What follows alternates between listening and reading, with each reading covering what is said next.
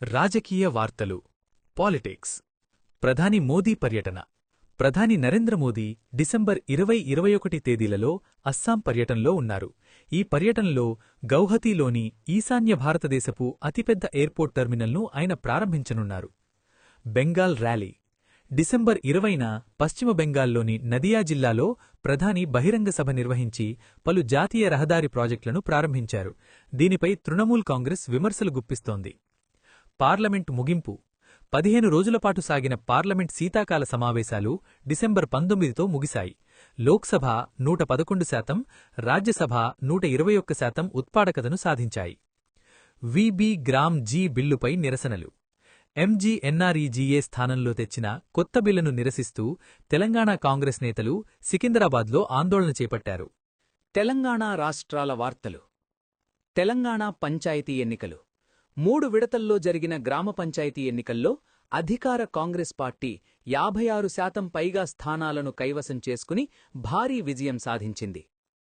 Andhra Pradesh medical కాలేజీలు ప్రభుత్వ medical కాలేజీలను PPP అంటే పబ్లిక్ ప్రైవేట్ పార్ట్నర్షిప్ మోడల్లో నడపడంపై అధికార కూటమి అంటే టీడీపీ, జనసేన, బీజేపీ మరియు వైఎస్సార్సీపీ మధ్య రాజకీయ యుద్ధం నడుస్తోంది.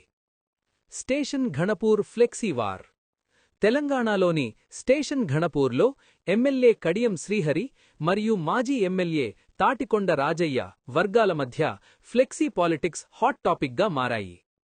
చలి హెచ్చరిక తెలంగాణలో రాబోయే 4 రోజులు తీవ్రమైన చలిగాలులు అంటే కోల్డ్ వేవ్ వీచే అవకాశముందని వాతావరణ శాఖ హెచ్చరించింది.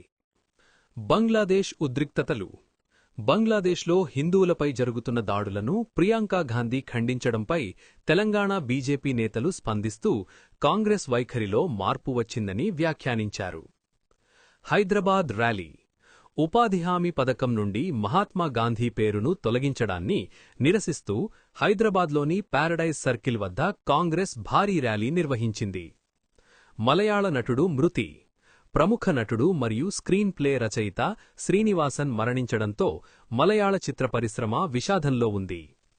క్రీడలు విశాఖపట్టణంలో రేపు అంటే డిసెంబర్ 21 జరగనున్న భారత్ శ్రీలంక మహిళల టీ20 మ్యాచ్పై భారీ అంచనాలున్నాయి. భక్తి వార్తలు తిరుమల అప్డేట్స్ అధ్యయనోత్సవాలు తిరుమల శ్రీవారి ఆలయంలో వార్షిక అధ్యయనోత్సవాలు ఘనంగా కొనసాగుతున్నాయి. డిసెంబర్ 19న ప్రారంభమైన ఈ ఉత్సవాలు 25 రోజుల పాటు జరుగుతాయి.